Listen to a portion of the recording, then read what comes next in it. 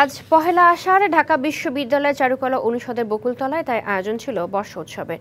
বর্ষা উৎসব উদযাপন পরিষদের উদ্যোগে গত ১৬ বছর ধরে সত্যেন সেন শিল্পগোষ্ঠী এবং বর্ষা উৎসব উদযাপন পরিষদ পহেলা আষাঢ় এই আয়োজন করে আসছে।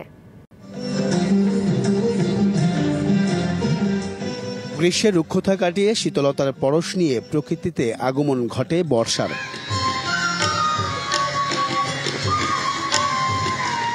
বাঙালির আবেগের সঙ্গে জড়িয়ে থাকা এই ঋতুকে ঢাকা বিশ্ববিদ্যালয়ের চারুকলা অনুষদের বকুলতলায় স্বাগত জানানো হলো নাচে গানে আবৃত্তিতে। সকাল 7:30টার দিকে বংশী শিল্পী হাসান আলীর বাঁশির সুর দিয়ে শুরু করা হয় অনুষ্ঠান। এরপর ছিল বর্ষার গান,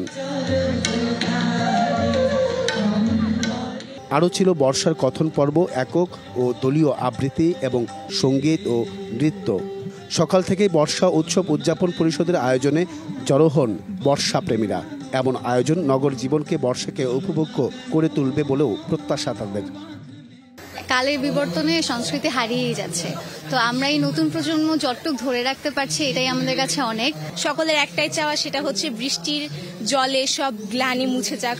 বর্ষা এবং দেশের ঋতু ও ঐতিহ্য সংস্কৃতি সম্পর্কে জানতে নতুন প্রজন্মের আগ্রহটাই অনেক বেশি। বাংলাদেশের প্রকৃতির একটা দারুণ বৈচিত্র্যের অংশ হচ্ছে বর্ষা।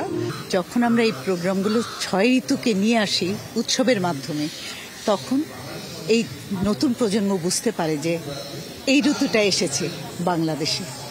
বিশিষ্টজনদের আশা, বর্ষার সতেজতাকে নগর জীবনে ছড়িয়ে দিতে এই সংস্কৃতি যাতে হারিয়ে না যায়।